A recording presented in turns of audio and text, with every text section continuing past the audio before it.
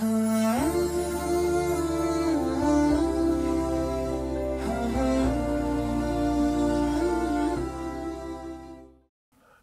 velhamdülillah, vessalatu vesselamu ala rasulillah. Sүйікті бір туған. Тұтқан оразаңыздарды Аллах Тағалам кемшіліксіз қабыл қылсын. Тұтам деп, әрекет қылып, қамданып, сохыр дастарханын жайып алып, ертеңгіге қампайтып, құрсағын тойғызып жатқандарға Аллах Тағалам күш қуат берсін.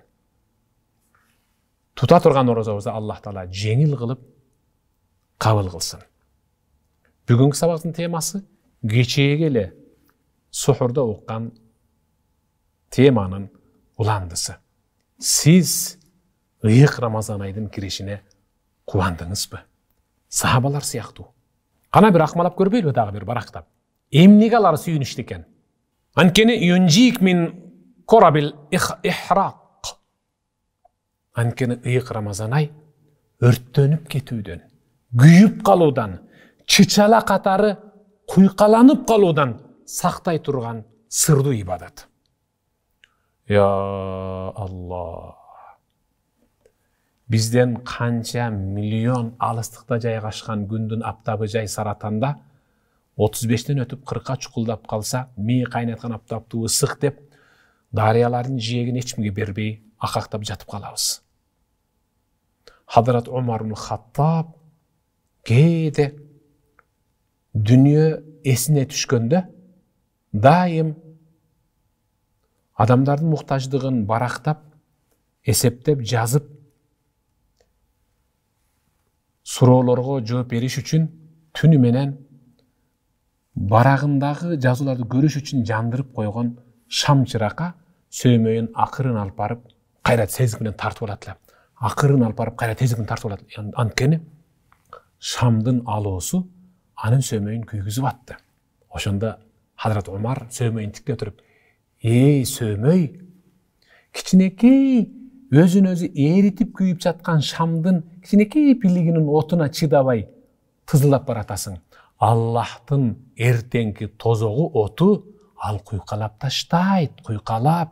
Эй, Умар, дүнүйөгө көп эле бериле бербе. Кимдир бирөөнүн аркасынан моминтип чукулай бербе. Өзүңдү чукула, өзүңдү тазала, өзүңдү акмала." Деп Hazrat Umar ушундай дейт эле. Бул дал ушул Hazrat Umar ыйлап корккон тозоктун отунан мына бул ыйык Рамазан айдын орозосу бизди куткарат. Пайгамбарыбыз ас-сиям жунна ва хусну хасим минан нар садака Расулуллах. Орозо bir kalkan, öte bekem, hiçbir nese teşvik öte albagan, cırt albagan, öte bekem işenişli kalkan. Ve husnu hasin, tozoktan saktap kalıcı uşunçalık kalın, uşunçalık bijik, örttölgüs çep. Ova, Peygamber şunday dedi. Öte kalın, öte bijik, örttölgüs çep. Cırtılgız kalkan. Ова, sizin tutup atkın orazаңыз. Бирок bir нерсени унутпашыбыз керек. Биз кыяматта эсептелебиз. Оң тарабыбыздагы ибадаттарыбыздан, сол тарабыбыздагы кетирген кемчиликтерибизден эсептелебиз. Анан тозок үстүнө бейишке карай тартылган кыл көпүрөктөн өтөбүз. Кылычтын мизинен курч, башыбыздагы чачтан, кылдан, ичке болгон көпүрөдөн өтөбүз. Кудай сактасын. Эң адам баласынын башына түшкөн эң кайгы, эң жаман кайгы дал ошол көпүрөдөн ары көздөй өтүү. Бу дүйнөдө кимдир бирөөнүн башына кайгы түштү. Ооба. Эми кыткылыктап күлкүсү угулуп калган наристесинен ачырады. Эми гана балдарынын жакшылыгын көрөр мезгилде эне көз жумду, ата көз жумду, чыркыраган балдар калып кетти. Аны жакындары, "Ой, балдарын күнүн көрө турган учурда кетип калбадыбы" деп оғаш бетер аға үстіге боста қылып аларды илатты. Ошолордун башына түйшік түштү. Кайгы, шунчалык кайгы, мүңкүрөтүп атат. Ал эми кыл көпүрөктөн 5 тарапка өтүү ар бирибиздин башыбызга түшө турган чоң кайгы. Анда кейбиркилер тынч өтөт. Ооба, кейбиркилер сыздайт, кейбиркилер ыйлайт, кейбиркилер өрмөлөйт, кейбиркилер жөрмөлөйт, а кейбиркилер кыйкырган боюнча тозокко түшүп кетет дейт пайгамбар. Андан Кудай сактасын.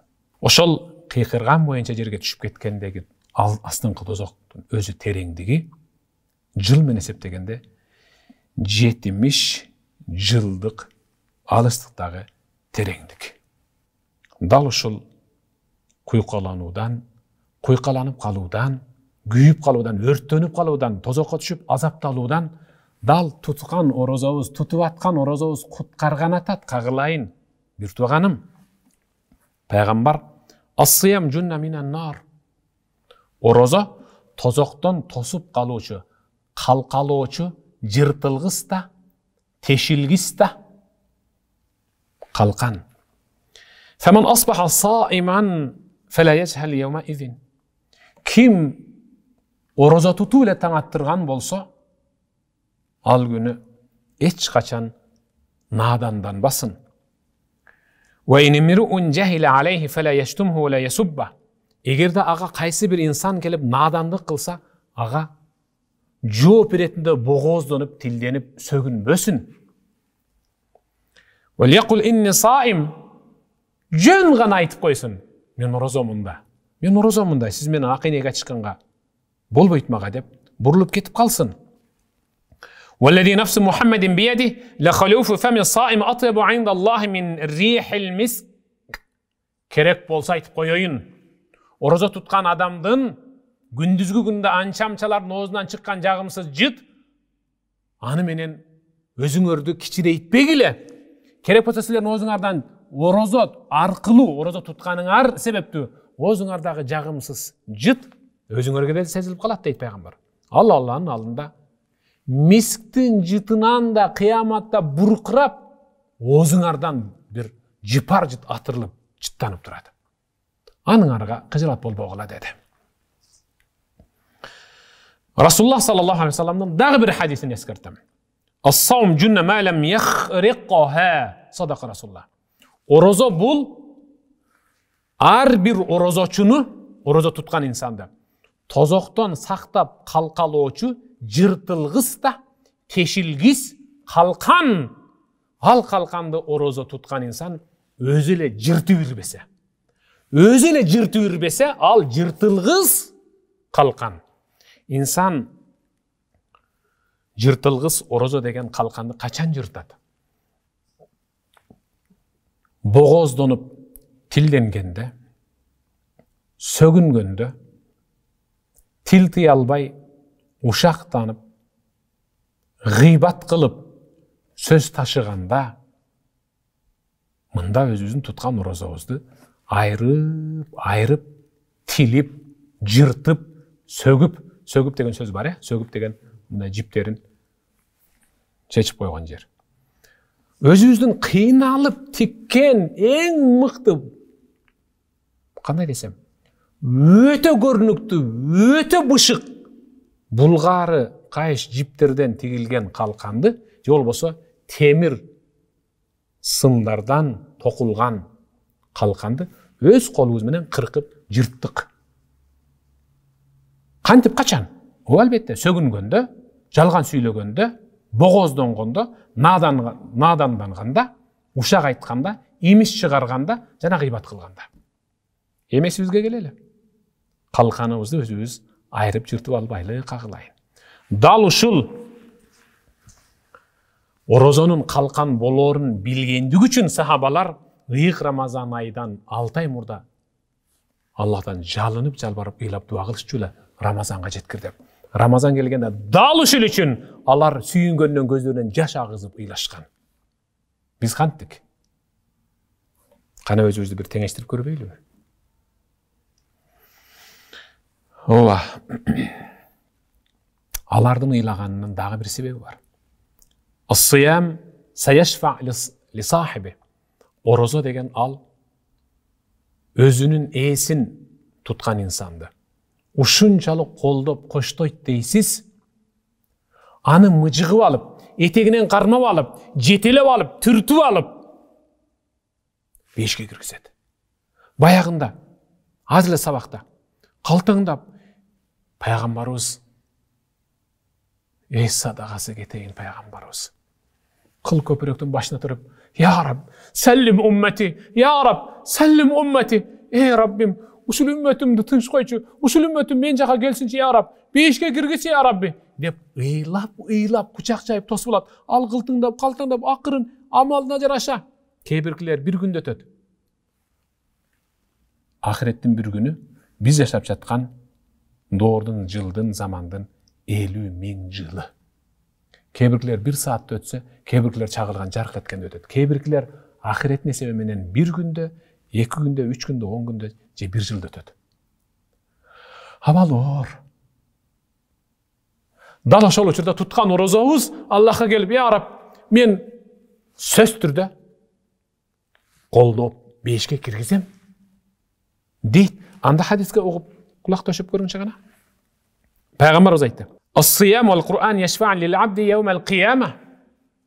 Орозо менен Кур'ан кыяматта Аллахтын алдына келип, "Я Раб, эй жараткан, мынабул инсан адамдар сагыз чайнап, нан кепшеп, суусундугун кандырып, жеп, чайнап, ичип жүргөндө бул туткан, тыйылган" десе, Кур'ан, "Эй Раббим" дейт.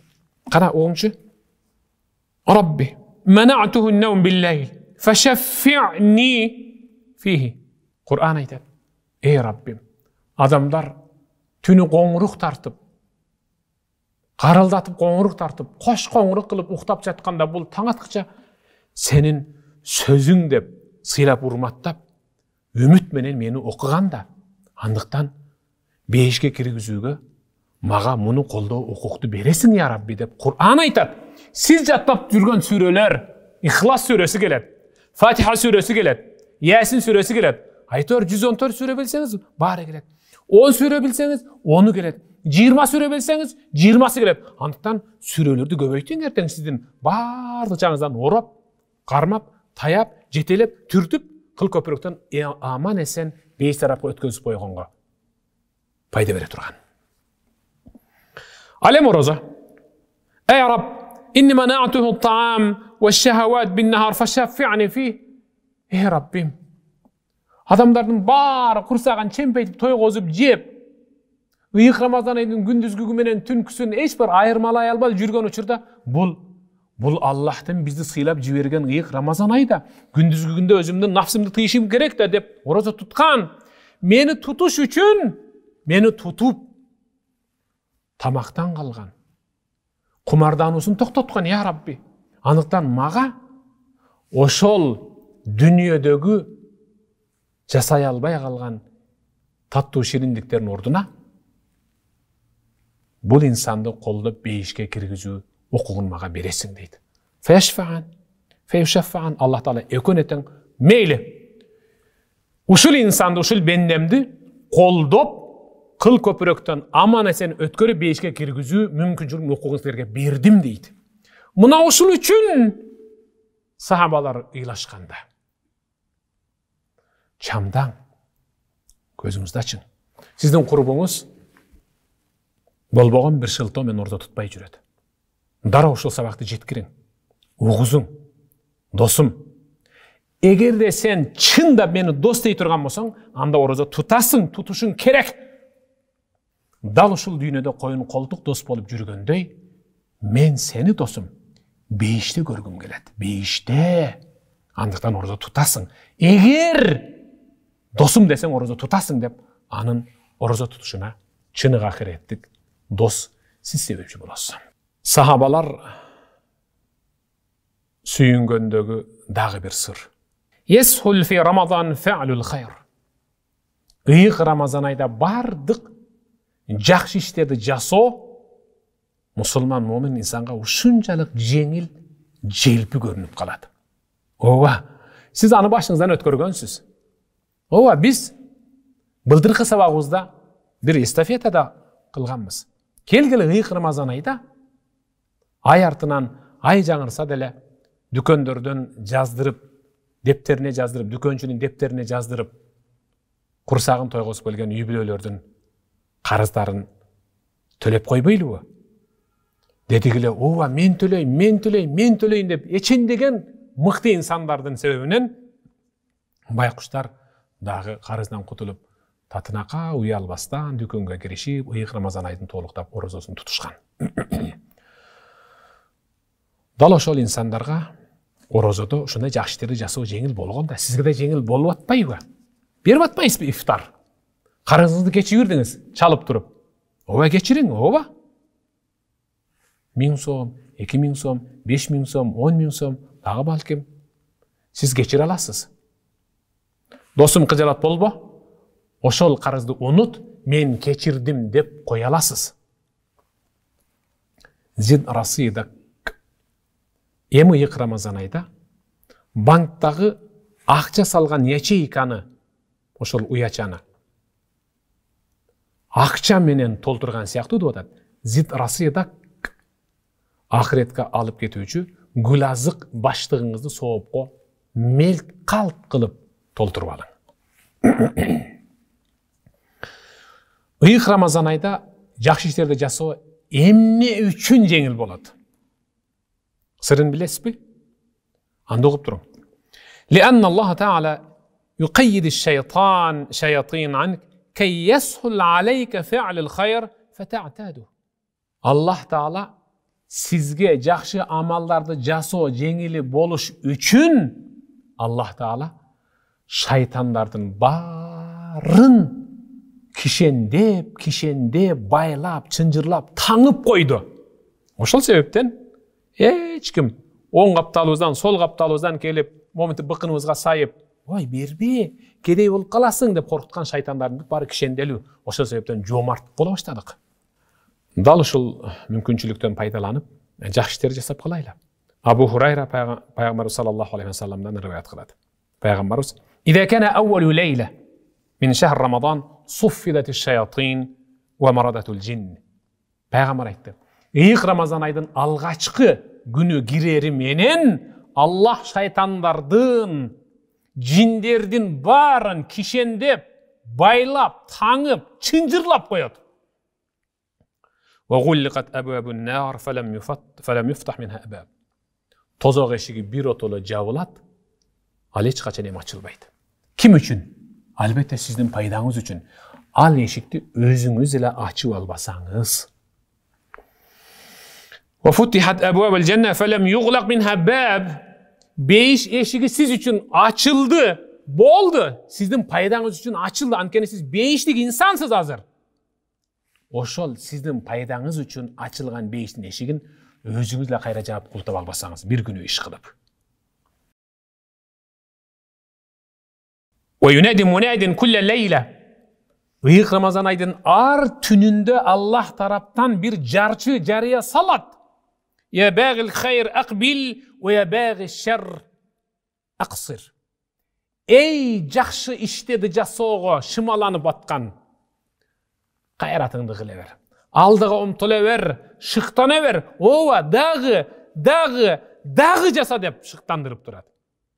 Эй, жаман ишти жасайм деп ниет кылып, шымаланып түрүнүп турган. Токтот, өзүңдү жүгөндө, нафсыңды буу деп чакырып турат. Бирок биз укпайбыз.